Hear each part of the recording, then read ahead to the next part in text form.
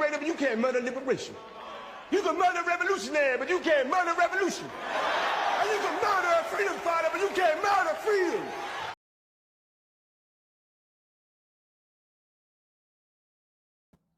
Hello, everyone, and welcome to the Art of Political Discourse. Let's get right to it. Here in America, we have politicians who strongly defend the Israeli position on Palestine, and these people are generally called pro-Israel, or more specifically, supporters of a strong U.S.-Israel alliance. Many identify as Zionists, or in the case of many conservatives in political office here in the country, consider themselves Christian Zionists, often align themselves with lobbying groups like AIPC, which is the American Israel Public Affairs Committee.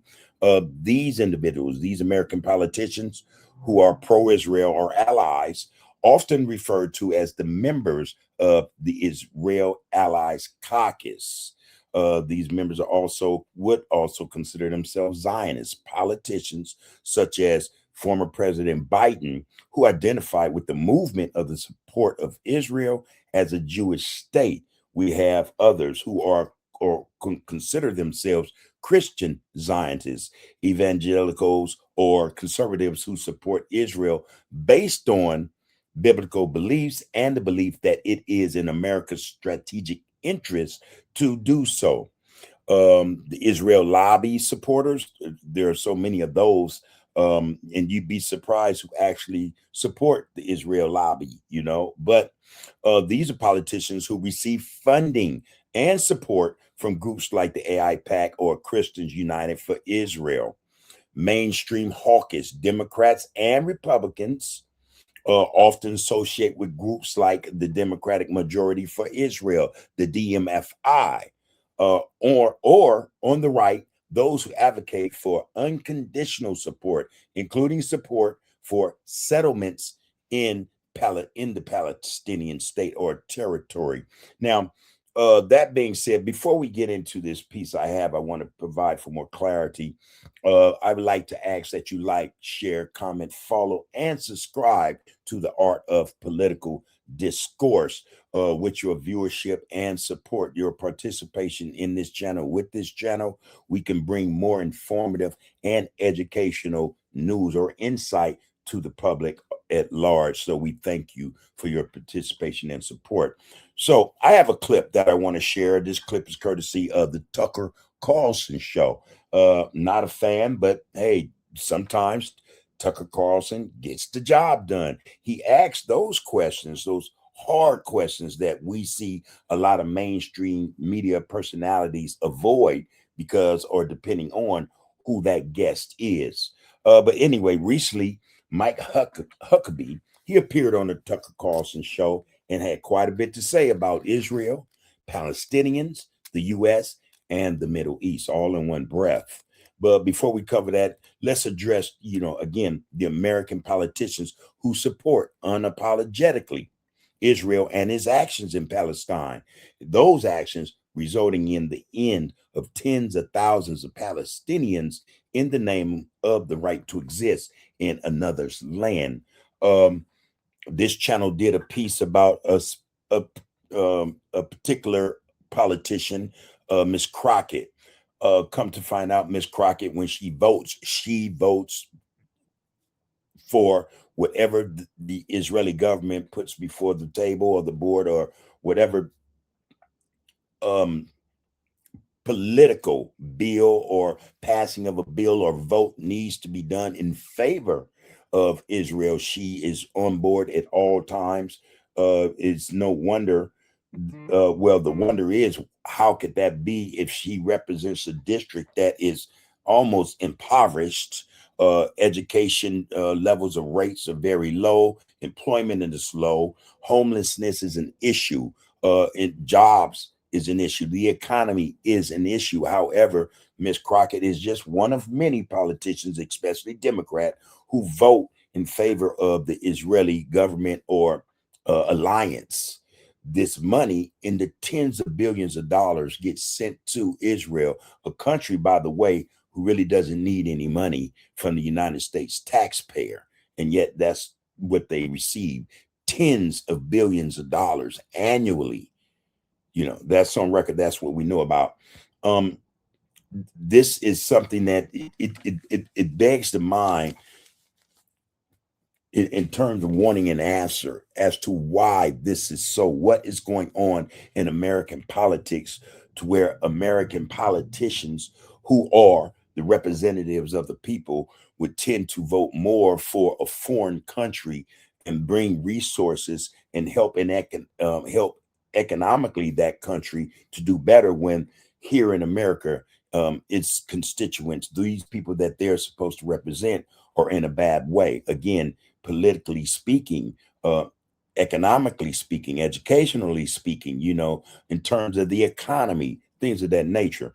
Uh, well, why that is it would be hard for anyone to actually describe or explain that. So we're not going to try to do that here today. What we are going to do is include a clip, again, courtesy of the Tucker Carlson show, and his guest, Mike Huckabee. And I think Mike Huckabee is the ambassador to Israel or something of that position. So let's get to this right quick.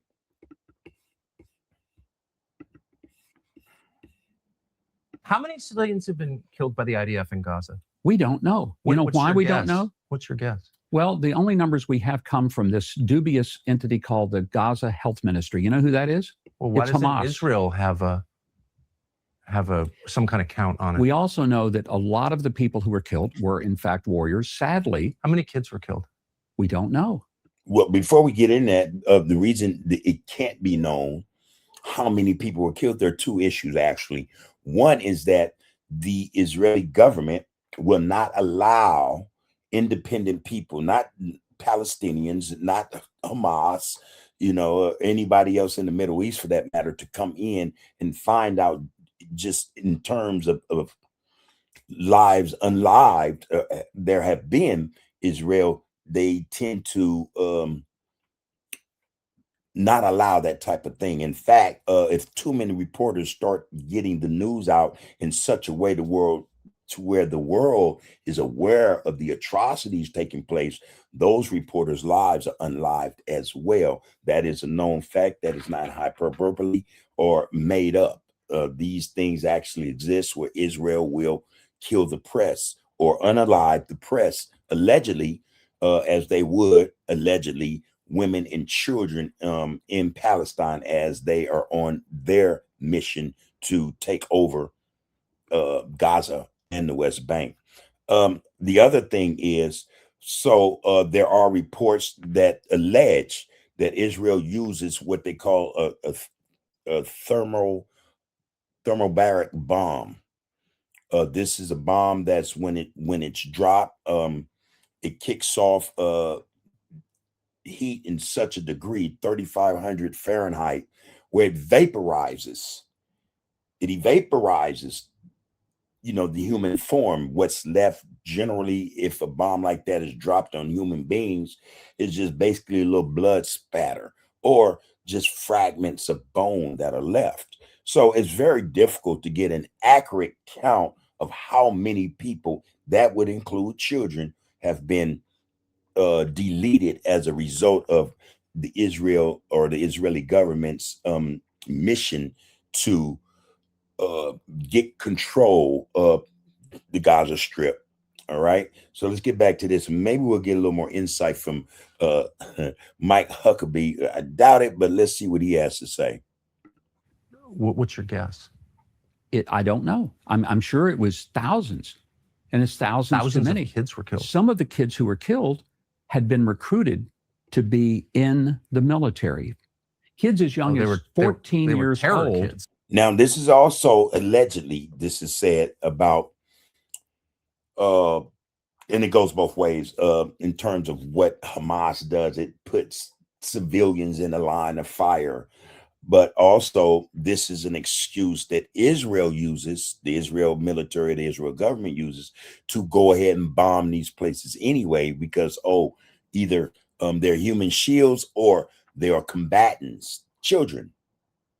All right. I wonder, what do they have to say about the press when they bomb and the press who are recording or trying to do stories on the atrocities taking place on the Gaza Strip or with the Palestinians.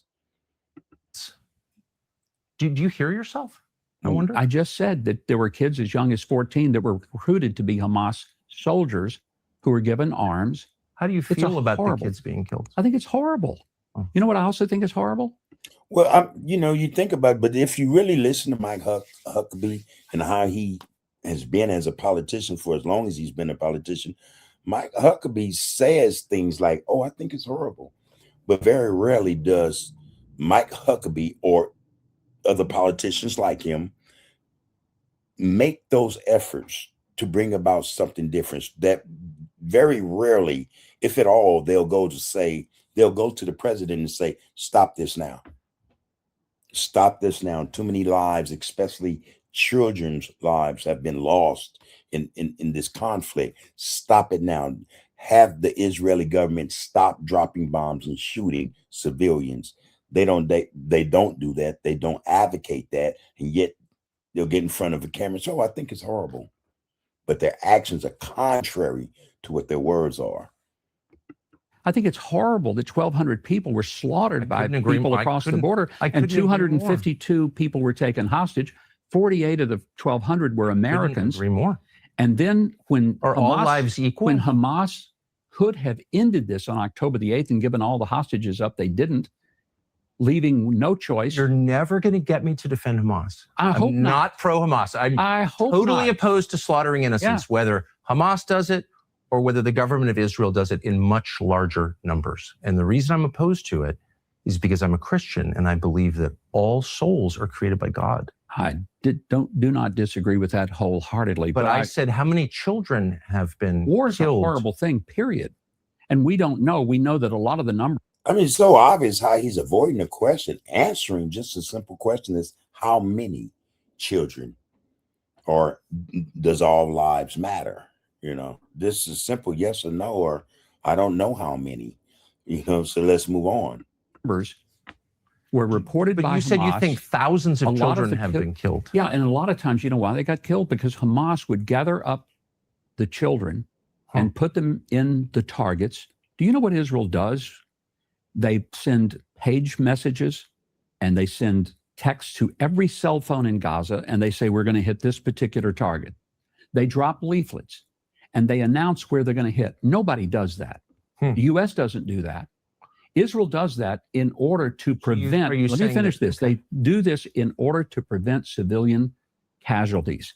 And I think that's a lie. And simply put, though Israel may send text messages to all phones or drop leaflets saying, hey, get away from this area because we're coming over here. What the pattern is, or what it seems to be, is when Israel does that, the people shift over here, get out of the way, and then they'll say, hey, we're coming there now, bomb that. They'll go there, we're coming there now, and they'll bomb that. What they're doing is leveling wherever the people go, decimating the area so that it becomes uninhabitable. So, I mean, just got to look at it on the face of it. Israel may say and do these things, but they have an agenda. And that agenda is to raise the land, bring it down in such a way that they can send the bulldozers in, and this now becomes open land for more settlements. What Hamas does, they say, oh, this is the target. And by gunpoint, they push people into those various places. And then when people get killed, they say, look, Israel just slaughtered these people, even though it was Hamas who moved them into harm's way, knowing that it was going to put them in a place of danger and death and destruction. And they do that because they don't care. You say you care about life. Well, how can he explain then the issue with the hospitals or the schools? And these hospitals were filled to capacity with injured and dying. The press and there's no Hamas warriors here, and yet they would bomb the whole facility, the whole building, whether innocent people were in it or not. So, Mike Huckabee, he's going to try to explain away the actions of the Israeli government when really there's nothing you can say to defend what's been taking place in Palestine or the Gaza Strip in regards to how the Israeli government has went about clearing that area out. And I tell you, that is the whole purpose. That is the agenda objective, to clear the area out so that they can raise it further to the ground and bring in new settlement or settlers, Israeli settlers. In other words, it's a land grab procedural process. I care about life. It's interesting that they don't care about life. I'm not saying that Hamas does. You're never going to get me to defend Hamas. I'm good. I'm anti-Hamas. You've said that 3 times, and I believe your dig at the United States is very revealing. Why is it revealing? Because your priorities are very clear. No. Yes, they are. Yes, they are. And as an American, permit me a moment of outrage. Because I said many civilians have been killed. Yeah. And you said, right in the middle of your elaborate defense of the IDF's killing of civilians, including children, you said they do a better job than the United States does. That's my country and my government. It's which my I country. consider. What flag am I wearing here? Well, I'm asking, why is it What flag am I wearing? Well, that's, of course, my flag as well. And it's my flag. It's who I serve. So why the dig at the United States in the middle? It's not a dig at them. No. You've totally misrepresented What did you mean by that? I did not take a dig at the U.S. What I'm saying is... So the IDF is more humane than the U.S.? I'm saying... Military. No, I'm just saying that Israel takes steps that we don't take and no other country that I'm aware of takes to try to prevent. Because no matter what Israel does, they're going to get accused of genocide. That may be right, and I'm just telling you that they... But then let me ask you on that question. That's such a politically loaded But I resent the idea that you think that I'm not loyal to the U.S. Well, or that I somehow... Look, I'm not saying you're not loyal. But that is the question nowadays, especially in terms of politics in our houses of power, buildings of power. Most people think that American politicians aren't loyal to the American public or the people who they're supposed to represent than they are to a country, for instance, like the Israeli government or the Israeli country. It goes without saying, it's proof in the pudding. Again, the way they vote they'll pass a bill or a resolution to give money to a country, Israel, that has money. They'll take the taxpayers' dollars and go and give it to Israel, a country that is not in need of dollars. But you have a country here that's in need of all kind of services, civil services, services that will help serve the people on a lot of different levels. So merely noting what you just said, which was that the IDF takes greater pains than the U.S., our military does, to spare civilian lives. And I guess my question is, when was the last time the U.S. military killed this many civilians? Do you know? Well, it could have been Nagasaki, Hiroshima, could have been Iraq, Afghanistan. We don't know the full number. And I think most Christians would say all of those things were atrocities because innocents were killed in large numbers, and we don't believe in that. And so that's not really a defense, is it? War is a horrible thing, Tucker, and there are people who end up, unfortunately, being killed that shouldn't have been. I would tell you that I wish that none of those people in Gaza had been killed after October the 8th. Well, I say not none of them. I'm glad Mohammed Sinwar was killed. I'm glad that some of those warriors, the people who masterminded and carried out the atrocities of October 7th. 14-year-old Hamas operatives? How do you... And this is a Christian talking about how he is pleased or glad that people have been killed or unalive. This is a Christian. This is a Christian's mindset. So this also is a public official saying this under the banner of his belief, his faith. He's a Christian. How many more think like that when lives are lost? And those lives may not agree with the policies, politics, and ways, traditions, cultures of other people. How many of us of our politicians actually think the way Mike Huckabee is speaking out? How do you feel about their deaths? If they participated in that, then God help them. I'm telling you, what does Tucker, that mean, God help I don't know that they were 14 years. No, but I'm telling you that when someone commits the acts of atrocity and then they hold hostages. If these were your children being held hostage in Gaza, what would you do to get them out? I wouldn't want to kill 14-year-olds. I'll tell you that. Let me ask you something. Would you do whatever it took to get your kids back if they were being tortured, raped, starved, I would and not beaten? kill children, period. Well, I'm just telling you. And I would never make excuses for killing children either. And I'm not talking about targeting children. I'm talking about. You told me that 14-year-olds deserve to die because they're working for Hamas. I'm telling you. My question is, can you hear yourself? I do hear myself. So do you think a 14-year-old child has agency? Do you think that he deserves to die because he's being used by adults? Isn't his death a crushing tragedy? If he's holding a gun and he's pointing it at someone who's trying to save a hostage, and the only way to save that hostage, I'm telling you, war is a horrible thing. It's a horrible thing. And a lot of innocent people I'm the one who thinks war is a horrible thing. Okay. And what we should understand about war is that most of these people are people like Mike Huckabee causes and you start wars. Again, we're looking at a situation in the Middle East that started because of people invaded another land, is colonizing another land. And the people of that land refuse colonization. So war has ensued, not because the people who are already there decided that they were going to wage war on these people who invaded their land. In fact, when the people came to Palestine, there was no problem. The Palestinians allowed them in. It was okay until things got bad to where those people who invaded or colonized Palestine began to say, this is our land. We're taking it, and all you have to go. And as a result of making that statement, they acted out on that statement, started to massacre scores of people. Scores of Palestinians were massacred. Most wars start because of people who are like the people Mike Huckabee supports. Colonization starts wars. You know, people wanting to resist being colonized, would prompt a war. The aggressor is always more than usually the individual who invaded a land to take for not just his land, but his resources or whatever the case may be. This is what we see, though, in Palestine. A few more minutes of this, and it's telling. No. I think what you don't I'm trying to explain how horrible it is, and you're saying that the 14-year-old deserved to die. We don't execute 14-year-olds. You're putting words in my mouth that I don't know what you're saying. I never said deserve to die. Okay. I say there are people who die that is unfortunate.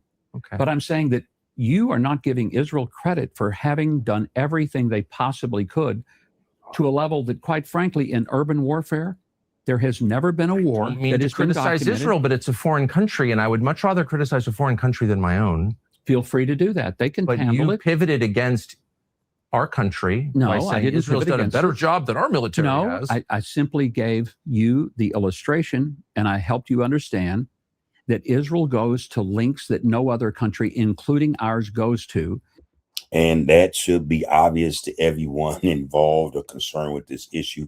Yes, Israel has went to lengths to remain in a land that is not rightfully theirs, and will go through any means necessary to accomplish their objective, and that is to establish, and not just in Palestine, but I think to some great degree, large swaths of the Middle East, to claim it as its own, to control the whole land, to be the new United States in that region, the bully. That being said, again, I hope that those of you who are watching and participating in this exchange, that you like, share, comment, follow, and subscribe to the Art of Political Discourse. Your viewership and participation in this channel will help this channel to continue to bring forth informative and educational information daily. So on that note, take care of yourselves and each other. You can murder a liberator, but you can't murder liberation. You can murder a revolutionary, but you can't murder revolution. And you can murder a freedom fighter, but you can't murder freedom.